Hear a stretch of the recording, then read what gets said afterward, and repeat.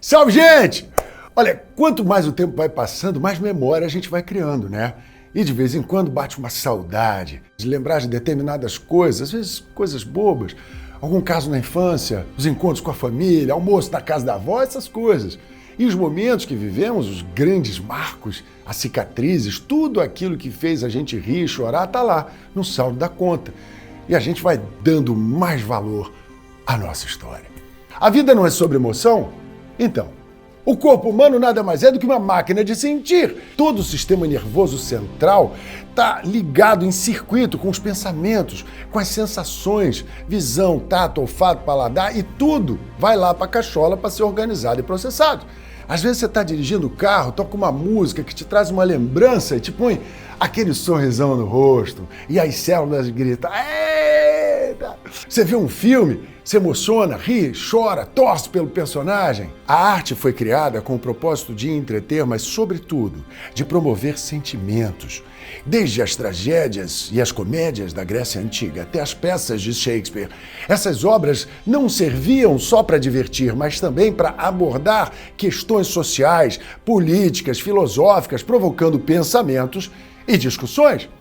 Eu sou do tempo que entretenimento era um luxo. Não era todo mundo que tinha televisão em casa. A gente às vezes tinha que ver na casa do vizinho, que era rico, mas era pobre. A primeira que entrou na minha casa era uma TV portátil Telefunken de 14 polegadas. Você tirava da caixa novinha, já vinha com um bombril na ponta da antena. Aquelas espias de fios ficavam no telhado da casa, batia um vento, mudava a imagem. Ó, a molecada nem sabe o que é isso, só os velhos. Pô, eu peguei a transição do rádio para TV no fim dos anos 60. Com saudade, eu me lembro, eu ainda molequinho, lá em Mogi das Cruzes, quando a gente juntava todo mundo da casa para assistir a novela Beto Rockefeller na TV Tupi, em preto e branco ainda. A novela foi um zum danado. O adorável Luiz Gustavo fazia um protagonista meio torto, um playboy simpático, mas um tipo malandro, comum, que rompeu com aquele formato de galã herdado do rádio. Era uma novidade na teledramaturgia e a gente, do lado de cá, grudado na tela, até o caboclo anunciar. A seguir, cenas dos próximos capítulos. E a gente tinha que esperar até o próximo episódio para saber como é que o Beto ia se virar. Tinha Rin-Tin-Tin, Perdidos no Espaço, Túnel do Tempo, Terra de Gigantes, Vigilante Rodoviário, ai que saudade! Olha, o Vigilante Rodoviário é só para quem é velho mesmo. Ele é um policial da Polícia Rodoviária Federal e ele tinha um Simca Xambó, andava numa Harley Davidson, tinha um cachorro, pastor alemão lobo e resolvia tudo quanto era encrenca ali na região da Dutra. Aliás, essa foi a primeira série brasileira e ela teve o objetivo de mostrar que a rodovia Presidente Dutra, recém-inaugurada, era segura. Agora, o mais curioso de tudo, o ator que fazia o Vigilante Carlos também chamava Carlos. E quando a série terminou, ele fez concurso para a Polícia Federal e virou um polícia rodoviária de verdade. Tu acredita nisso, gente? Quem aí se lembra do último capítulo da novela Vale Tudo?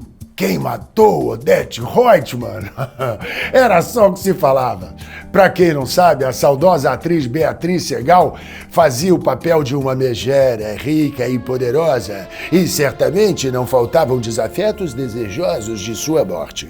E isso foi o tempero que fez desse final emblemático da TV brasileira um balcão de apostas em todos os lugares. Tinha bolão no condomínio, na bolsa de valores, até marcas famosas entraram na brincadeira e criaram promoções em torno da revelação. Olha, foi um alvoroço. O entretenimento sempre teve um ritmo envolvente com suas técnicas de criar ganchos e costuras, transformando aquilo que poderia ser trivial em algo memorável e significativo nas nossas vidas. Mas esse ritmo parece ter mudado bastante ao longo dos anos, principalmente agora com a era das redes sociais e a chegada do streaming. Eu vou fazer uma pergunta para vocês. Qual foi a série que bateu todos os recordes de audiência no seu último capítulo? Vamos ver quem vai acertar. No domingo do dia 19 de maio de 2019, ia ao ar pela HBO o último capítulo de Game of Thrones. O episódio reuniu pouco mais de 19 milhões de pessoas para ver o desfecho da trama, que durou 8 temporadas. Apesar de ser a mais recente, não foi a maior audiência em números absolutos. O último episódio de Friends, por exemplo, foi ao ar no dia 6 de maio de 2004. Ai, que saudade! E reuniu por volta de 52 milhões de espectadores, encerrando um arco de 10 temporadas. Deliciosas temporadas. Mas a campeã de todos os tempos é a inesquecível MASH, uma comédia que tinha a Guerra da Coreia como pano de fundo. Em fevereiro de 1983, pela rede CBS, o último episódio, Adeus, Despedida e Amém, foi visto por 106 milhões de pessoas. Aqui no Brasil, Rock Santeiro, dos autores Agnaldo Silva e Dias Gomes, foi a novela que mais teve ibope até hoje na história da televisão brasileira, desde que começaram a medir os picos de audiência. Tô certo ou tô errado? Tá certo! Grande Lima! Avenida Brasil, eita novelão bom, meu Deus do céu! De João Emanuel Carneiro, Carminha, meu Deus, que papel memorável da talentosa amiga Adriana Esteves.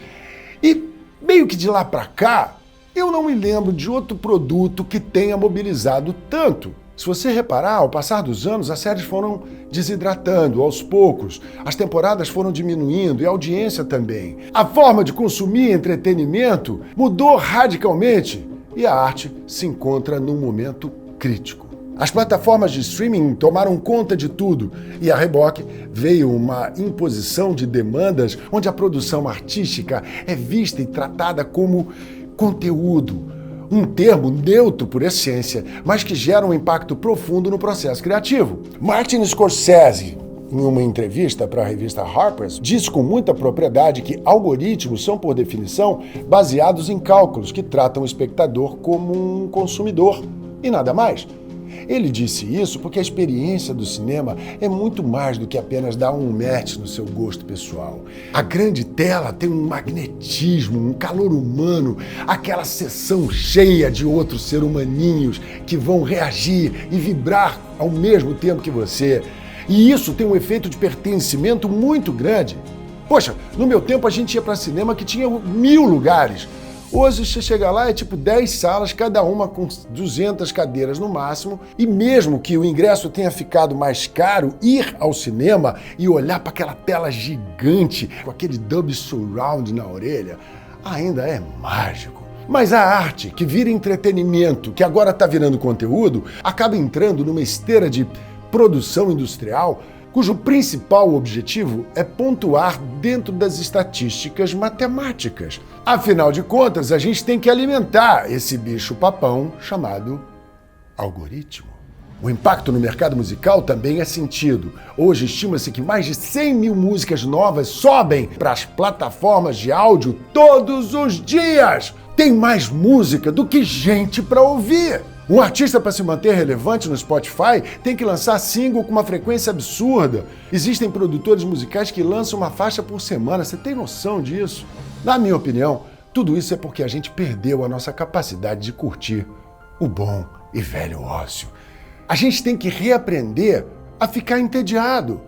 É tanta informação rolando que a gente está o tempo todo ocupado, tá com a mente ocupada com alguma coisa, né? A gente não para de rebolar a tela do celular 1 minuto, todo mundo quer maratonar uma série. Esse é o problema do tal binge watching. A Netflix trouxe essa modalidade de consumir conteúdo que é praticamente um vício. Você pode ficar, às vezes, até 10 horas assistindo uma temporada inteira. Gente, é complicado isso, né? Não dá tempo de você respirar, de compartilhar com a tribo as emoções, o suspiro, a lágrima de cada episódio. Como é que nós vamos cobrar a originalidade e profundidade das obras se precisamos de conteúdo cada vez em maiores quantidades? A conta não fecha. Uma gestação leva 9 meses, mas 9 mulheres não fazem um bebê por mês. Vai ver que é por isso que a Amazon, a HBO, Disney, Apple e as outras estão caminhando na direção contrária. Suas séries possuem episódios semanais, o que, de certa forma, vem resgatando um pouco desse senso de descoberta coletiva.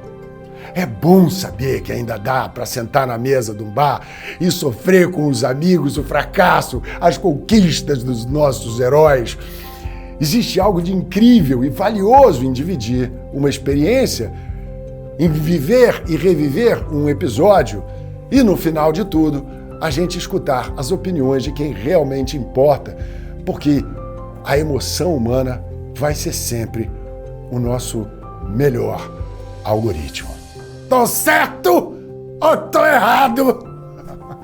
Até a semana que vem. Um anzol e um queijo, um abraço e um beijo aqui no nosso canal. Nelson Freitas Oficial.